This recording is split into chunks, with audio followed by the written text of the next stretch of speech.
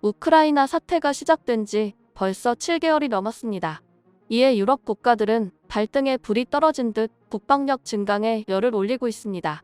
그런데 얼마 전 폴란드가 한국 방산을 대거 도입하는 것을 보더니 다른 유럽 국가들에서도 한국 방산을 도입하고 싶어하는 움직임이 나오고 있습니다.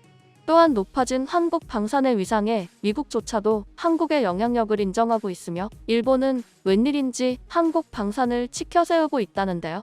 어떻게 된 일인지 자세히 한번 알아보겠습니다. 먼저 가장 적극적인 국가는 슬로바키아입니다. 앞서 21일 이종석 국방부 장관과 야로슬라프 나드 슬로바키아 국방부 장관은 한국-슬로바키아 국방협력 양해각서를 체결했습니다. 그리고 슬로바키아는 전세기를 띄워 DX 코리아에 참석한 것으로 유명하죠. 슬로바키아가 이처럼 적극적인 이유는 작년부터 노후 장비를 교체하는 군 현대화 사업을 추진하고 있기 때문입니다.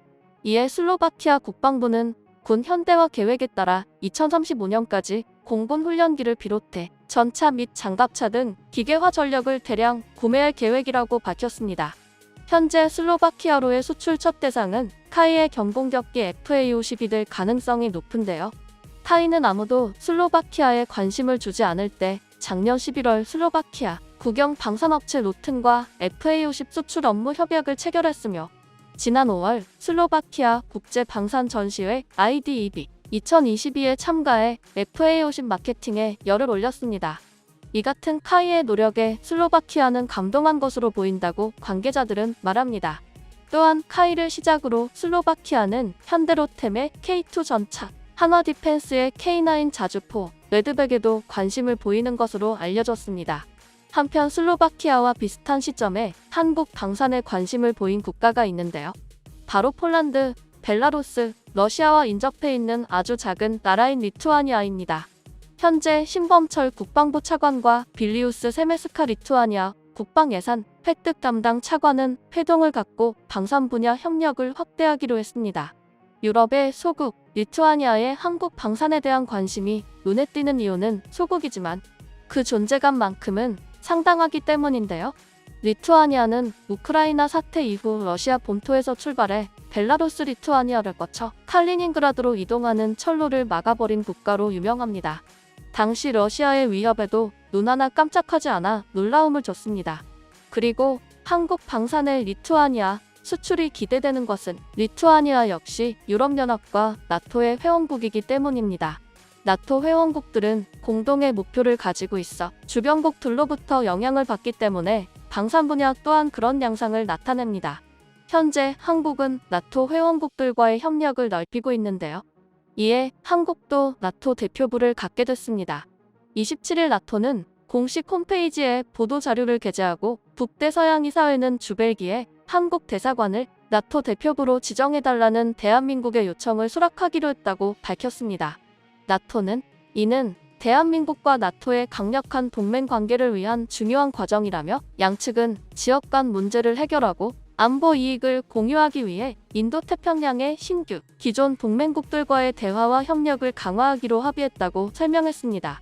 현재 아태 지역에서는 한국, 일본, 호주, 뉴질랜드 등 4국가가 나토 동맹국 지위를 갖고 있는데 이 가운데 한국만 지금까지 대표부가 없던 상황에서 대표부 승인을 받은 것입니다. 이에 나토 회원국인 루마니아도 한국과 국방협력할 것을 합의했습니다. 특히 루마니아는 현재 한국의 K9 자주포와 K2 흑표 전차 구입을 희망하고 있는 것으로 알려졌습니다. 루마니아가 독일 전차가 아닌 한국산 전차를 희망하는 이유는 빠른 배치를 원하는 상황인데다 인접 국가인 폴란드와 슬로바키아가 한국산 무기 도입을 거의 확정해 국가들 간에 원활한 협력을 하기 위한 것으로 보입니다. 그리고 루마니아의 한국 방산 도입이 더욱 기대되는 것은 나토군이 집결하는 곳이 바로 루마니아 흑해 연안이기 때문입니다. 그런데 현재 관계자들은 한국 방산에 계속되는 수출 기대감이 이어지고 있지만 이제 걱정되는 것은 생산 능력이라고 지적했습니다. 이미 계약이 확정된 폴란드를 제외하고도 슬로바키아, 루마니아와 계약이 연이어 체결된다면 짧은 납기일을 맞출 수 있을지 고려해야 한다는 것입니다. 양국 모두 빠른 시일 내에 인도를 원하고 있어 납기일을 맞추기 위한 현대로템의 방안이 필요해 보인다고 전했습니다. 한편 과거 6.25 참전국이며 한국의 주축 산업들에 막대한 영향을 줬던 그리스도 한국산 무기에 관심을 보이고 있다고 합니다. 25일 주한그리스 대사관에 따르면 그리스는 최근 한국과 방위산업 및 군수 분야 협력에 관한 MOU를 체결했습니다. 이번 양해각서 체결은 니콜라우스 카르달리아스 그리스 국방차관의 방한을 계기로 이뤄졌는데요. 카르달리아스 차관의 그리스 내 정치적 입지가 탄탄한 만큼 그가 관여한 방산협력 양해각서가 실질적 논의로 이어질 것이라는 기대가 양국에서 나옵니다. 그리스와의 협력이 더욱 기대되는 것은 그리스는 앞서 우크라이나에 BMP-1 보병 전투장갑차 40대를 지원한 바 있습니다. 이에 안보에 공백이 생겨 무기 도입을 추진하는 것으로 관계자들은 보고 있습니다. 현재 그리스는 6.25 당시 한국과의 인연을 기억하며 한국과 다각도에서 협력을 모색하고 있는데요. 얼마 전 카르달리아스 차관이 방한했을 때 방문한 곳 중 하나가 작년 말 여주 영월공원으로 이전한 그리스군 참전 기념비였습니다. 그리고 그리스가 FA-50에 관심을 보이는 것은 F-16과 F-35와의 완벽한 호환성을 자랑하기 때문으로 알려졌습니다. 또한 튀르키예와 사이가 안 좋은 그리스로서 F-16과 상호환이 뛰어난 무기체계가 하루빨리 필요하다는 것이 관계자들의 설명입니다. 한편 CNBC가 미국과 유럽이 우크라이나 전쟁에 지원할 무기에 바닥을 보이고 있어 한국에 손을 내밀 수도 있다고 보도했습니다.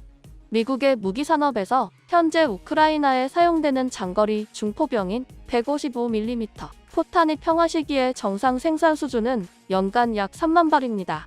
하지만 우크라이나 사태에서 약 2주 만에 3만 발을 사용했습니다. 미국 국방대학교 부교수인 데이브 데스로시스는 우리가 새로운 생산 능력이 생기지 않은 이상 우크라이나에 무기를 공급할 능력이 없을 것이라고 말했습니다. 또한 미국 외에 유럽도 우크라이나에 지원할 무기가 고갈되고 있습니다.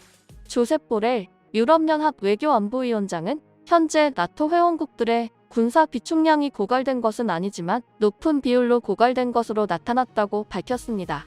그러던 중 마크 칸시안 국방 분석가는 미국은 1에서 4년의 시간을 거쳐야 무기 생산량을 현저하게 늘릴 수 있을 것이라고 예측했으며 애널리스트는 서방 국가 외에 우크라이나는 한국 등 국가의 지원을 모색할 수 있을 것이라고 주장해 국내 네티즌들 사이에서 논란이 되고 있는데요.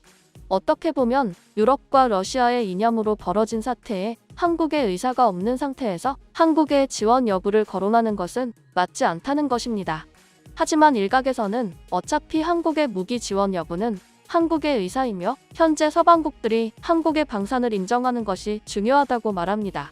한편 전 세계적인 한국 방산 위상이 계속되자 일본도 이에 반응하고 있는데요.